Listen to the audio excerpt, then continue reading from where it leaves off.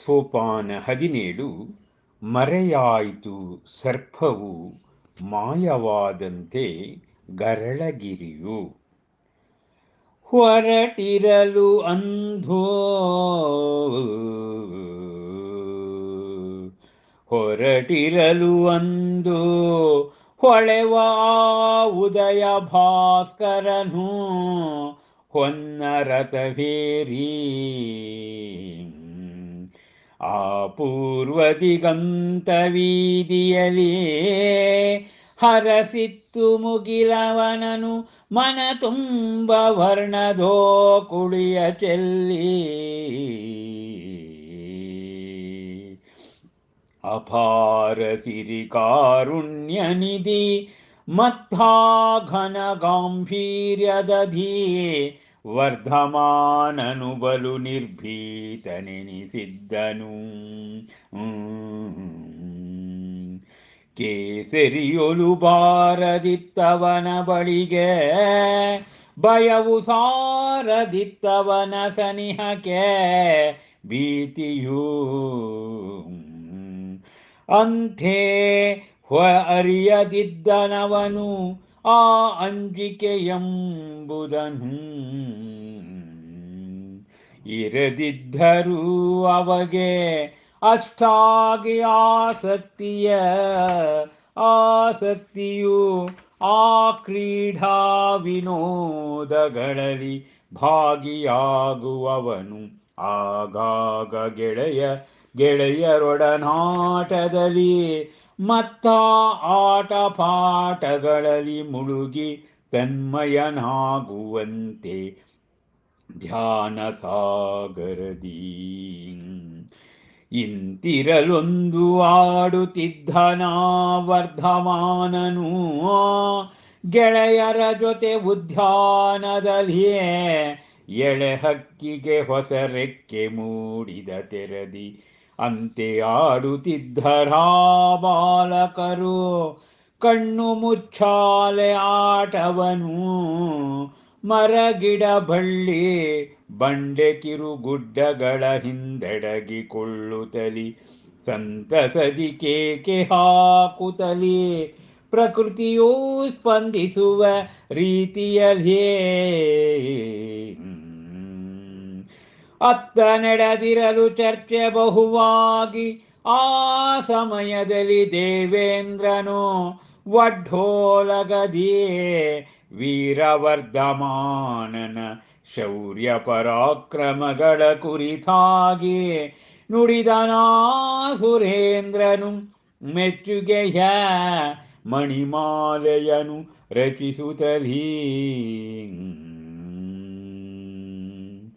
ಇಹನಾ ವರ್ಧಮಾನ ಕುವರನು ಸಿಂಹದಂದದಿ ಬಲು ನಿರ್ಭೀತನಾಗಿ ನಿಜ ಸಾಹಸಿ ಪರಾಕ್ರಮಿಯಂದೆನಿಸಿ ಜೊತೆಗೆ ಪಾಲಿಸಿಹನವನು ಆ ಶ್ರಾವಕ ಧರ್ಮದ ಸಕಲ ವ್ರತ ನಿಯಮಗಳನ್ನು ಹೊಂದಿ ಏಕಾಂತ ಪ್ರಿಯತೆಯನು.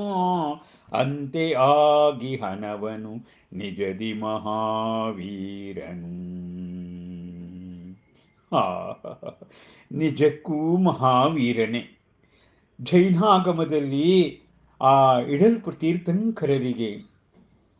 ತೀರ್ಥಂಕರರಿಗೆ ಆ ಜನರಿಗೆ ಇಟ್ಟಿರುವ ಹೆಸರುಗಳೊಂದೊಂದು ಅಪ್ಯಾಯಮಾನವಾದದ್ದು. ಬಾಹುಬಲಿ ಯಾವ ಧರ್ಮದಲ್ಲಿ ಹೆಸರನ್ನಿಡಲಾಗುತ್ತದೆ? ಮಹಾವೀರ ಯಾವ ಧರ್ಮದಲ್ಲಿ ಹೆಸರು ಇದೆ? ಇವೆಲ್ಲವಿರುವುದು ಜೈನಾಗಮದಲ್ಲೇ. ಜೈನಾಗಮದಲ್ಲೇ ಮಹಾವೀರ ಮಹಾದರ್ಶನದಲ್ಲಿ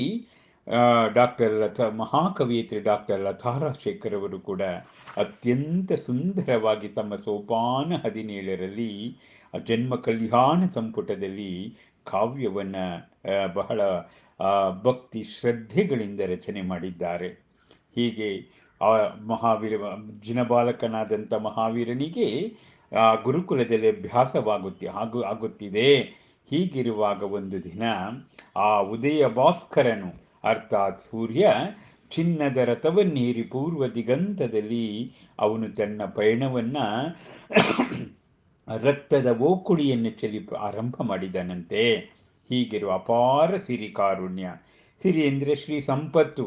ಮತ್ತು ಘನಗಾಂಭೀರ್ಯದಲ್ಲಿ ವರ್ಧಮಾನ ಬಹಳ ನಿರ್ಭೀತನಾಗಿದ್ದ. ಭೀತಿ ಅಂದರೆ ಭಯಗೊಳ್ತಕ್ಕಂಥದ್ದು, ನಿರ್ಭೀತಿ ಅಂದರೆ ಭಯ ಇಲ್ಲದ ರೀತಿಯಲ್ಲಿ ಇದ್ದ. ಆ ವರ್ಧಮಾನನ ಬಳಿಗೆ ಸಿಂಹವೂ ಕೂಡ ಅವನು ಕಾನನದಲ್ಲಿದ್ದರೂ ಕೂಡ ಬರ್ತಾ ಇರಲಿಲ್ವಂತೆ. ಅವನಿಗೆ ಅಂಜಿಕೆ ಅಂದರೆ ಏನು ಅನ್ನೋದೇ ಕೂಡ ಅವನಿಗೆ ಗೊತ್ತಿರಲಿಲ್ಲ. ಅವನು ತನ್ನ ಬಾಲ್ಯದ ಸಖರೊಡನೆ ಗೆಳೆಯರ ಜೊತೆ ಅವನು ಆಟ ಆಡ್ತಾ ಇದ್ದ. ಆಟಪಾಠಗಳಲ್ಲಿ, ವಿನೋದಗಳಲ್ಲಿ ಕ್ರೀಡೆಯನ್ನು ಆಡ್ತಾ ಇದ್ದ. ಹಾಗೆ ಒಮ್ಮೊಮ್ಮೆ ಅವನೇ ಭರತೇಶನಂತೆ ಧ್ಯಾನ ಸಾಗರದಲ್ಲಿ ಮುಳುಗೋಗ್ತಾ ಇದ್ದ. ಹೀಗಿರುವಾಗ ಒಂದು ದಿನ ವರ್ಧಮಾನ ತನ್ನ ಗೆಳೆಯರ ಜೊತೆ ಉದ್ಯಾನವನದಲ್ಲಿ ಆಟ ಆಡ್ತಾ ಇದ್ದಾನಂತೆ. ಹೇಗೆಂದರೆ ಎಳೆ ಹಕ್ಕಿಗೆ ಗರಿ ಬಂದಾಗ ಹೇಗೆ ಆಗಸಕ್ಕೆ ಹಾರುತ್ತವೋ ಹಾಗೆ ಬಾಲಕರೂ ಕೂಡ ಆಟ ಆಡ್ತಾ ಇದ್ದಾರಂತೆ. ಕಣ್ಣು ಮುಚ್ಚಾಲೆ ಆಟ ನೋಡಿ, ಇದು ಬಹಳ ಪ್ರಾತಿನಿಧಿಕವಾಗಿ ಈ ಕ್ರೀಡೆ ಎನ್ನುವುದು ಪರಂಪರಾನುಗತವಾಗಿ ಬಂದಿದೆ. ಕಣ್ಣು ಮುಚ್ಚಾಲೆ ಆಟ. ಮರಗಳ ಅದನ್ನು ಹಾಡ್ತಾ ಮರ, ಗಿಡ, ಬಳ್ಳಿ, ಕಿರುಗಡ್ಡೆಗಳ ಹಿಂದೆ ಹೊಸ್ಕೊಳ್ತಕ್ಕಂಥದ್ದು, ಅವರನ್ನು ಹಿಡಿತಕ್ಕಂಥದ್ದು. ಮತ್ತು ಪ್ರಕೃತಿಯು ಕೂಡ ಅವರಿಗೆ ಬಹಳ ಸ್ಪಂದನೆಯನ್ನು ಮಾಡ್ತಾ ಇದ್ದಂತೆ. ಹೀಗಿರುವಾಗ ದೇವಲೋಕದಲ್ಲಿ ಆ ಇಂದ್ರನ ವಡ್ಡೋಲಗದಲ್ಲಿ ಆ ಬಾಲಕನಾದ ಜಿನಬಾಲಕನಾದ ವರ್ಧಮಾನನ ಶೌರ್ಯ ಪರಾಕ್ರಮಗಳ ಕುರಿತಾಗಿ ಸುರೇಂದ್ರ ಮೆಚ್ಚುಗೆ ಮಾತುಗಳನ್ನು ಆಡ್ತಾ ಇದ್ದಾನಂತೆ. ನೋಡಿ, ವರ್ಧಮಾನ ಇದ್ದಾನೆ ಕುಮಾರ, ಅವನು ಸಿಂಹವೂ ಕೂಡ, ಸಿಂಹ ಬಂದರೂ ಕೂಡ ನಿರ್ಭೀತನಾಗಿರ್ತಕ್ಕಂಥ ನಿಜ ಸಾಹಸಿ ಅವನು, ಪರಾಕ್ರಮಿ ಅವನು. ಅಷ್ಟೇ ಅಲ್ಲ, ಬಾಲಕನಾಗಿದ್ದಾಗಲೇ ಅವನು ಪಂಚಾನುವ್ರತಗಳನ್ನು, ಸತ್ಯ, ಹಿಂಸೆ, ಆಸ್ತೇಯ, ಪರಿಗ್ರಹ, ಬ್ರಹ್ಮಚರ್ಯಗಳ ವ್ರತವನ್ನು ಪಾಲಿಸ್ತಾ ಇದ್ದವು. ದೇವಪೂಜಾ, ಗುರುಪಾಸ್ತಿ, ಸ್ವಾಧ್ಯಾಯ, ಪರಮಂ ತಪಂ ಎನ್ನುವ ಇವುಗಳನ್ನು, ಜೈನಾಗಮದ ತತ್ವಗಳನ್ನು, ಶ್ರಾವಕ ಧರ್ಮದ ನೆಲೆಗಳ ಬಗ್ಗೆ ಅವನಿಗೆ ಗೊತ್ತಿದೆ. ಹಾಗೆ ಒಮ್ಮೊಮ್ಮೆ ಏಕಾಂತ ಪ್ರಿಯನೂ ಕೂಡ ಆಗಿದ್ದಾನೆ. ಆದ್ದರಿಂದ ಅವನು ನಿಜಕ್ಕೂ ಕೂಡ ಅವನು ಮಹಾವೀರ ಎಂಬುದಾಗಿ ಆ ಜಿನಬಾಲಕನ ಆ ಗುಣಗಾನವನ್ನು ಮಾಡ್ತಾ ಇದ್ದಾನಂತೆ. ಆ ಗುಣಗಾನ ಎತ್ತ ಕರೆದುಕೊಂಡು ಹೋಗ್ತದೆ, ಏನಾಗ್ತದೆ ಎನ್ನುವುದನ್ನು ನಾವು ಮುಂದಿನ ಕಾವ್ಯದಲ್ಲಿ ತಿಳಿದುಕೊಳ್ಳೋಣ. ನಮಸ್ಕಾರ.